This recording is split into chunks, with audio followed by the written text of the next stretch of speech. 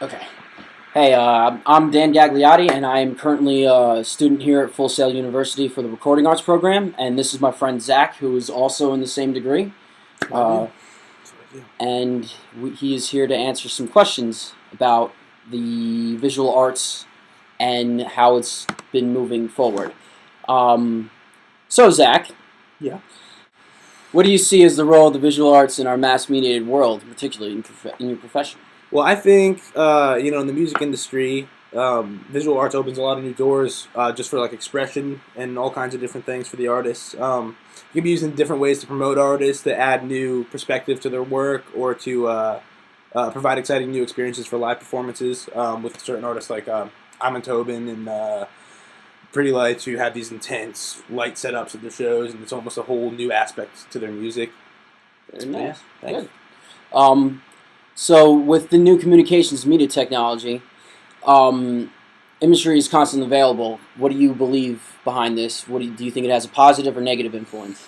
I think the availability of imagery is a good thing for artists, not so much for the industry, because all the industry cares about is money, and if they can't make money off free imagery, they're not going to support it. But now artists can take images off Google and other sites and throw together album art, like crazy creative album art, and it's almost like remixing artwork in a way.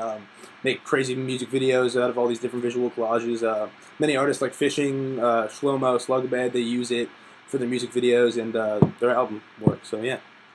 Good stuff. Good stuff. Yeah. So what do you think? What popular images do you see that are frequently rechanneled throughout the entertainment?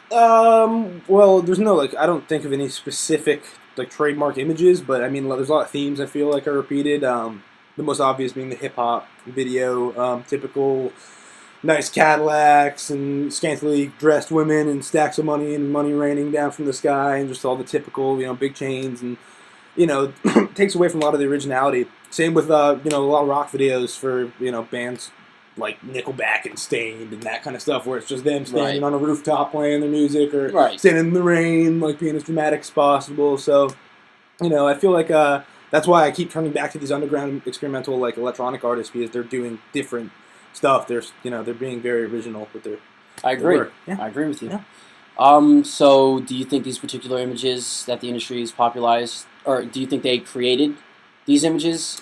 Yeah, I think the industry helped to create the image. I don't think they fully popularized the images. I think they helped definitely to create the whole. This is what you look like if you're a rapper. This is what you look like a rock star. This is how you have to be famous. And then a bunch of MTV heads and just like typical college kids got hooked on it and thought that that's what the music industry is all about. When in reality, it's It's not about that at Yeah, all. sadly. But, Right.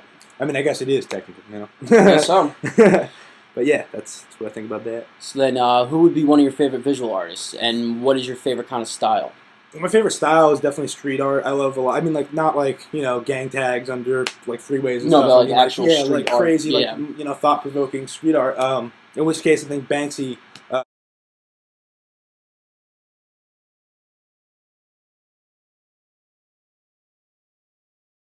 who's a artist from London. No one technically knows who he is, but um, he he uses his artistic talent to express his opinions on politics, poverty, violence, and society in general.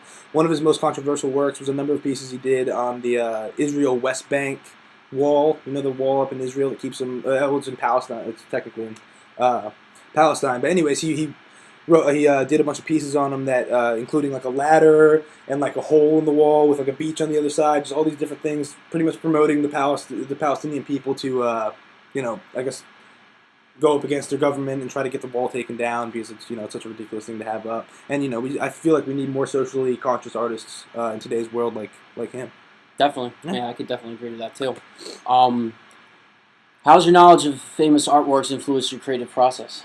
Well, as a songwriter, I feel like it's my job to turn everything I see all day into lyrics and melodies. In which case, I don't feel like there's as much artwork on display in everywhere as there used to be back in Da Vinci's day and whatnot. And I feel like I don't see as much of it out.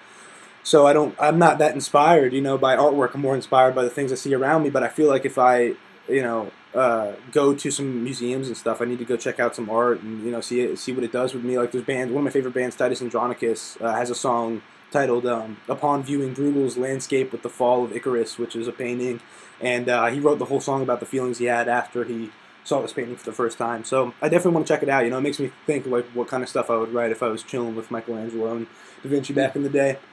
Yeah.